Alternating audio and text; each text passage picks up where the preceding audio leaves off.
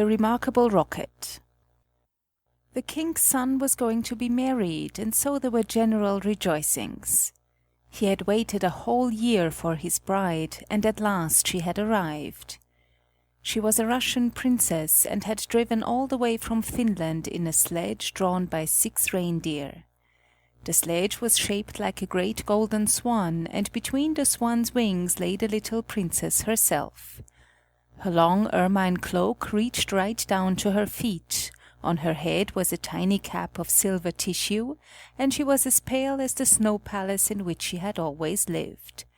So pale was she that as she drove through the streets all the people wondered. "She is like a white rose," they cried, and they threw down flowers on her from the balconies. At the gate of the castle the prince was waiting to receive her. He had dreamy violet eyes, and his hair was like fine gold. When he saw her, he sank upon one knee and kissed her hand. "Your picture was beautiful," he murmured. "But you are more beautiful than your picture." And the little princess blushed. "She was like a white rose before," said a young court page to his neighbor. "but she is like a red rose now." And the whole court was delighted. For the next 3 days everybody went about saying, "White rose, red rose, red rose, white rose." And the king gave orders that the page's salary was to be doubled. As he received no salary at all, this was not of much use to him, but it was considered a great honor and was duly published in the court gazette. When the 3 days were over, the marriage was celebrated. It was a magnificent ceremony, and the bride and bridegroom walked hand in hand under a canopy of purple velvet embroidered with little pearls. Then there was a state banquet which lasted for 5 hours. The prince and princess sat at the top of the great hall and drank out of a cup of clear crystal. Only true lovers could drink out of this cup, for if false lips touched it, it grew grey and dull and cloudy. "It is quite clear that they love each other," said the little page. "as clear as crystal." And the king doubled his salary a second time. "What an honor!" cried all the courtiers. After the banquet there was to be a ball. The bride and bridegroom were to dance the rose dance together, and the king had promised to play the flute. He played very badly, but no one had ever dared to tell him so, because he was the king. Indeed, he knew only 2 airs and was never quite certain which one he was playing, but it made no matter, for whatever he did, everybody cried out, "Charming! Charming!" The last item on the program was a grand display of fireworks, to be let off exactly at midnight. The little princess had never seen a firework in her life, so the king had given orders that the royal pyrotechnist should be in attendance on the day of her marriage. "What are fireworks like?" she had asked the prince one morning as she was walking on the terrace. "They are like Aurora Borealis," said the king, who always answered questions that were addressed to other people. "only much more natural. I prefer them to stars myself, as you always know when they are going to appear, and they are as delightful as my own flute playing. You must certainly see them." So, at the end of the king's garden, a great stand had been set up, and as soon as the royal pyrotechnist had put everything in its proper place, the fireworks began to talk to each other. "The world is certainly very beautiful," cried a little squib. "Just look at those yellow tulips. Why, if they were real crackers, they could not be lovelier. I am very glad I have traveled. Travel improves the mind wonderfully, and does away with all one's prejudices." "The king's garden is not the world, you foolish squib," said a big Roman candle. "The world is an enormous place, and it would take you 3 days to see it thoroughly." "Any place you love is the world to you," exclaimed the pensive Catherine Wheel, who had been attached to an old deal-box in early life and prided herself on her broken heart. "But love is not fashionable any more. The poets have killed it. They wrote so much about it that nobody believed them, and I am not surprised. True love suffers and is silent. I remember myself once. But it is no matter now. Romance is a thing of the past. Nonsense, said the Roman candle. Romance never dies. It is like the moon and lives forever. The bride and bridegroom, for instance, love each other very dearly.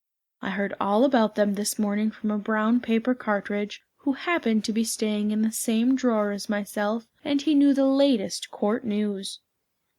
But the Catherine Wheel shook her head. Romance is dead. Romance is dead. Romance is dead, she murmured. She was one of those people who think that if you say the same thing over and over a great many times, it becomes true in the end. Suddenly a sharp, dry cough was heard, and they all looked round. It came from a tall, supercilious-looking rocket who was tied to the end of a long stick. He always coughed before he made any observation, so as to attract attention. Ahem, ahem, he said, and everybody listened except the poor Catherine Wheel, who was still shaking her head and murmuring, Romance is dead. Order! Order! cried out a cracker. He was something of a politician and had always taken a prominent part in the local elections, so he knew the proper parliamentary expressions to use.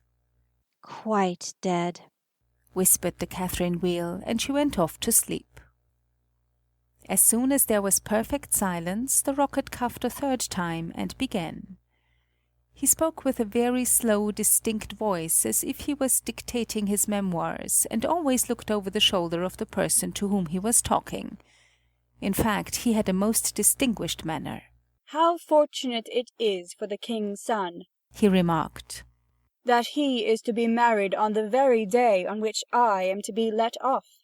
Really, if it had been arranged beforehand, it could not have turned out better for him. But princes are always lucky. Dear me, said the little squib. I thought it was quite the other way, and that we were to be let off in the prince's honour. It may be so with you, he answered. Indeed, I have no doubt that it is, but with me it is different. I am a very remarkable rocket, and come of remarkable parents. My mother was the most celebrated Catherine Wheel of her day, and was renowned for her graceful dancing. When she made her great public appearance, she spun round 19 times before she went out, and each time that she did so, she threw into the air 7 pink stars. She was 3 feet and a half in diameter, and made of the very best gunpowder. My father was a rocket like myself, and of French extraction. He flew so high that people were afraid he would never come down again. He did, though, for he was of a kindly disposition, and he made the most brilliant descent in a shower of golden rain. The newspapers wrote about his performance in very flattering terms. Indeed, the Court Gazette called him a triumph of pyrotechnic art. Pyrotechnic, you mean, said a Bengal light. I know it is pyrotechnic, for I saw it written on my own canister. Well, I said pyrotechnic, answered the rocket in a severe tone of voice, and the Bengal light felt so crushed that he began at once to bully the little squibs in order to show that he was still a person of some importance. I was saying, continued the rocket. What was I saying? You were talking about yourself, replied the Roman candle. Of course, I knew I was discussing some interesting subject when I was so rudely interrupted. I hate rudeness and bad manners of every kind, for I am extremely sensitive. No one in the whole world is so sensitive as I am quite sure of that. What is a sensitive person? said the cracker to the Roman candle. A person who, because he has corns himself, always treads on other people's toes, answered the Roman candle in a low whisper, and the cracker nearly exploded with laughter. Pray, what are you laughing at? inquired the rocket. I am not laughing. I am laughing because I am happy, replied the cracker. That is a very selfish reason, said the Rocket angrily. What right have you to be happy? You should be thinking about others. In fact, you should be thinking about me. I am always thinking about myself, and I expect everybody else to do the same. That is what is called sympathy. It is a beautiful virtue, and I possess it in a high degree. Suppose, for instance, anything happened to me tonight. What a misfortune that would be for everyone! The prince and princess would never be happy again. Their whole married life would be spoiled. And as for the king, I know he would not get over it. Really, when I begin to reflect on the importance of my position, I am almost moved to tears. If you want to give pleasure to others, cried the Roman Candle, you had better keep yourself dry. Certainly, exclaimed the Bengal Light, who was now in better spirits. That is only common sense. Common sense, indeed, said the Rocket indignantly. You forget that I am very uncommon and very remarkable. Why, anybody can have common sense, provided that they have no imagination. But I have imagination, for I never think of things as they really are. I always think of them as being quite different. As for keeping myself dry, there is evidently no one here who can at all appreciate an emotional nature. Fortunately for myself, I don't care. The only thing that sustains one through life is the consciousness of the immense inferiority of everybody else, and this is a feeling I have always cultivated. But none of you have any hearts. Here you are, laughing and making merry, just as if the prince and princess had not just been married. Well, really, exclaimed a small fire balloon. Why not? It is a most joyful occasion, and when I soar up into the air I intend to tell the stars all about it. You will see them twinkle when I talk to them about the pretty bride. Ah, what a trivial view of life, said the Rocket. But it is only what I expected. There is nothing in you. You are hollow and empty. Why, perhaps the prince and princess may go to live in a country where there is a deep river, and perhaps they may have one only son, a little fair-haired boy with violet eyes like the prince himself, and perhaps some day he may go out to walk with his nurse, and perhaps the nurse may go to sleep under a great elder tree, and perhaps the little boy may fall into the deep river and be drowned. What a terrible misfortune! Poor people, to lose their only son. It is really too dreadful. I shall never get over it. But they have not lost their only son, said the Roman Candle. No misfortune has happened to them at all. I never said that they had, replied the Rocket. I said that they might. If they lost their only son, there would be no use in saying anything more about the matter. I hate people who cry over spilt milk. But when I think that they might lose their only son, I certainly am much affected. You certainly are, cried the Bengal Light. In fact, you are the most affected person I ever met. You are the rudest person I ever met, said the Rocket. And you cannot understand my friendship for the prince. Why, you don't even know him, growled the Roman Candle. I never said I knew him, answered the Rocket. I dare say that if I knew him I should not be his friend at all. It is a very dangerous thing to know one's friends. You had really better keep yourself dry, said the fire balloon. That is the important thing. Very important for you, I have no doubt, answered the Rocket. But I shall weep if I choose. And he actually burst into real tears, which flowed down his stick like raindrops and nearly drowned two little beetles who were just thinking of setting up house together and were looking for a nice dry spot to live in. He must have a truly romantic nature, said the Catherine Wheel. For he weeps when there is nothing at all to weep about. And she heaved a deep sigh and thought about the deal box. But the Roman Candle and the Bengal Light were quite indignant and kept saying, Humbug! Humbug! at the top of their voices. They were extremely practical, and whenever they objected to anything, they called it humbug. Then the moon rose like a wonderful silver shield, and the stars began to shine, and the sound of music came from the palace. The prince and princess were leading the dance. They danced so beautifully that the tall white lilies peeped in at the windows and watched them, and the great red poppies nodded their heads and beat time. Then 10 o'clock struck, and then 11, and then 12, and at the last stroke of midnight everyone came out on the terrace, and the king sent for the royal pyrotechnist.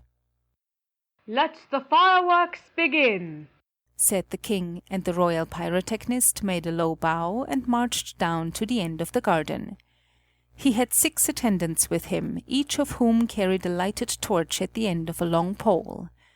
It was certainly a magnificent display. Whiz!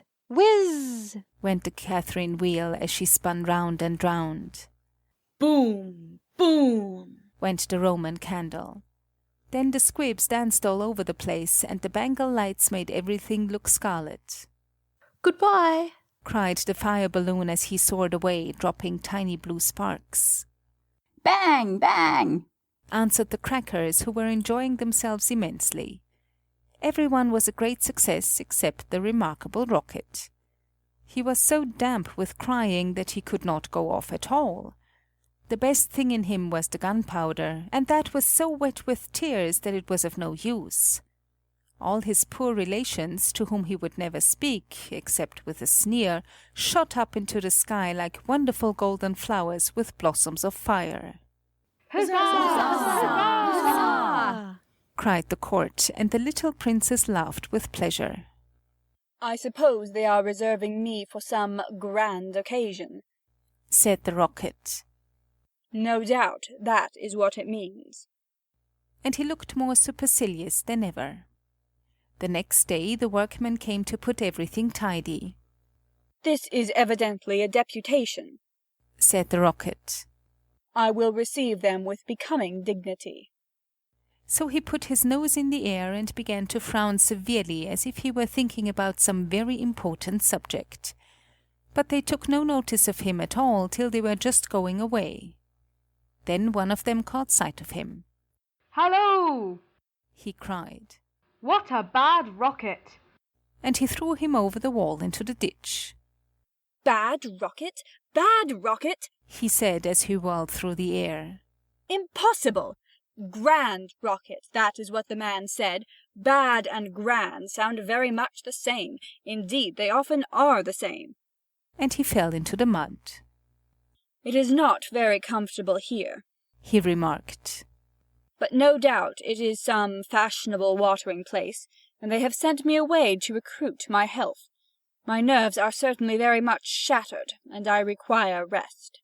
Then a little frog with bright jewelled eyes and a green mottled coat swam up to him. A new arrival, I see, said the frog. Well, after all, there is nothing like mud. Give me rainy weather and a ditch, and I am quite happy. Do you think it will be a wet afternoon? I am sure I hope so, but the sky is quite blue and cloudless. What a pity. Ahem, ahem, said the Rocket, and he began to cough. What a delightful voice you have, cried the frog. Really, it is quite like a croak, and croaking is, of course, the most musical sound in the world. You will hear our glee club this evening. We sit in the old duck pond close by the farmer's house, and as soon as the moon rises we begin. It is so entrancing that everybody lies awake to listen to us. In fact, it was only yesterday that I heard the farmer's wife say to her mother that she could not get a wink of sleep at night on account of us. It is most gratifying to find oneself so popular. ahem, ahem, said the Rocket angrily. He was very much annoyed that he could not get a word in. A delightful voice, certainly, continued the frog. I hope you will come over to the duck pond. I am off to look for my daughters. I have 6 beautiful daughters, and I am so afraid that Pike may meet them. He is a perfect monster, and would have no hesitation in breakfasting off them. Well, goodbye. I've enjoyed our conversation very much, I assure you. Conversation, indeed. said the Rocket. You have talked the whole time yourself. That is not conversation. Somebody must listen.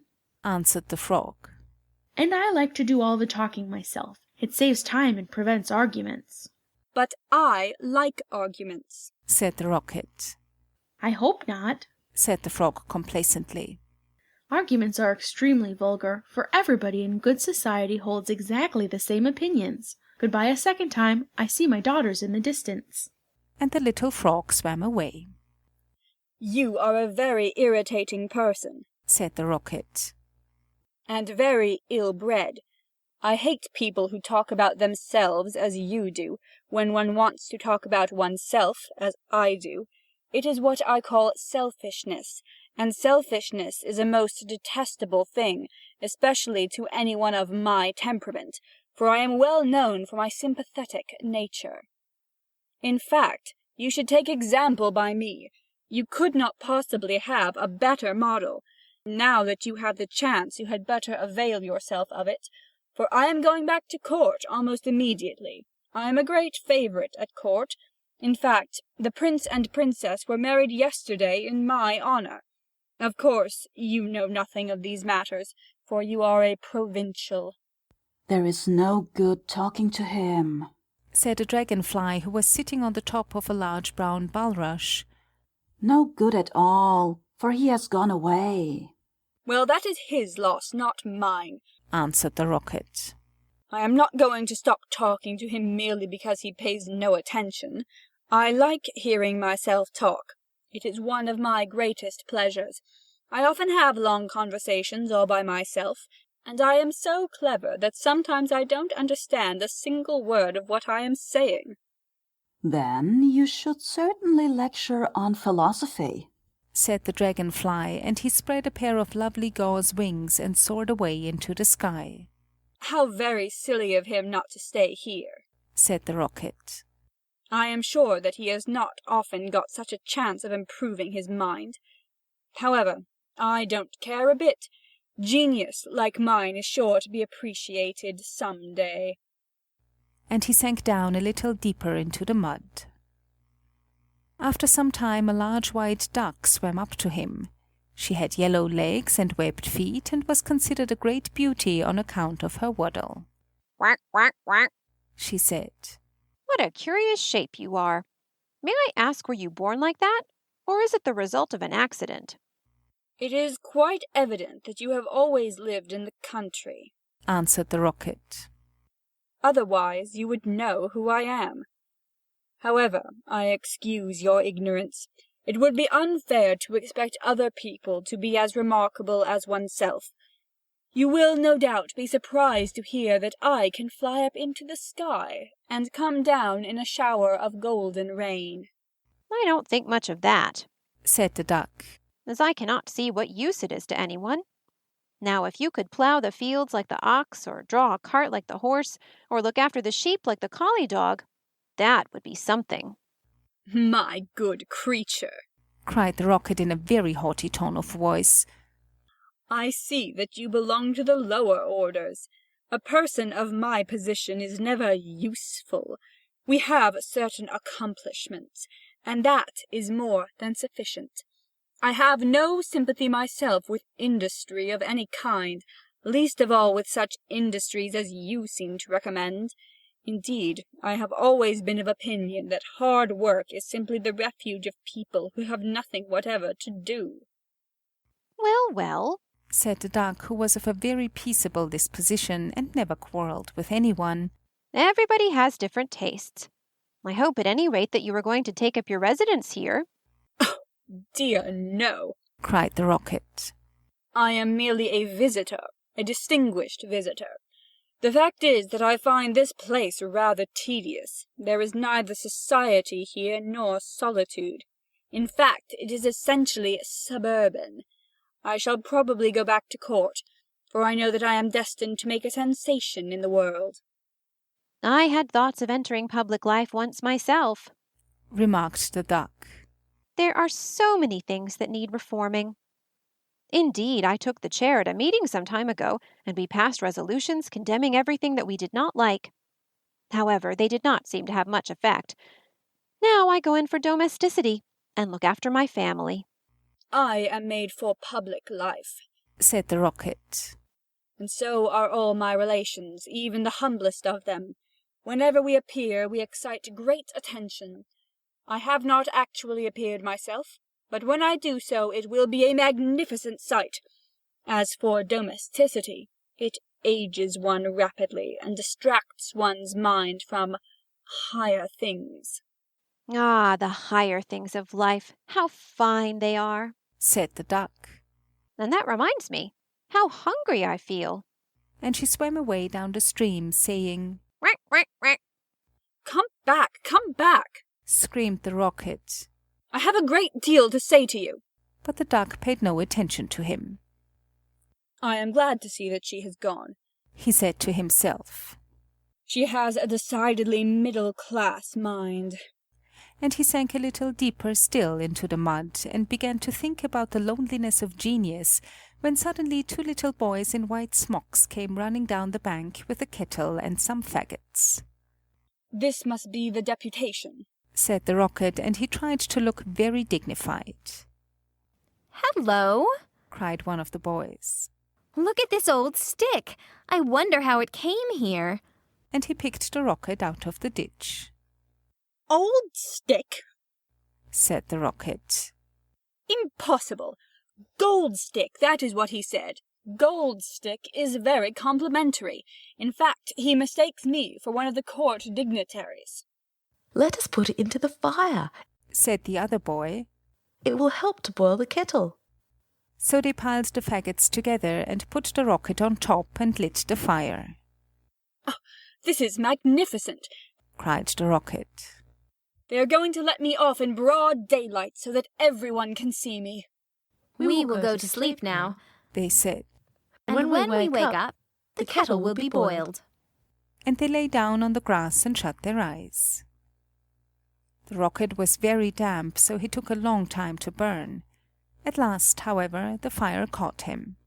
Now I am going off, he cried, and he made himself very stiff and straight. I know I shall go much higher than the stars, much higher than the moon, much higher than the sun. In fact, I shall go so high that... And he went straight up into the air. Delightful, he cried. I shall go on like this forever. What a success I am. But nobody saw him. Then he began to feel a curious tingling sensation all over him. Now I am going to explode, he cried. I shall set the whole world on fire and make such a noise that nobody will talk about anything else for a whole year. And he certainly did explode. Bang, bang, bang, went the gunpowder. There was no doubt about it. But nobody heard him, not even the 2 little boys, for they were sound asleep. Then all that was left of him was the stick, and this fell down on the back of a goose who was taking a walk by the side of the ditch. Good heavens! cried the goose. It is going to rain sticks. And she rushed into the water. I knew I should create a great sensation, gasped the Rocket, and he went out.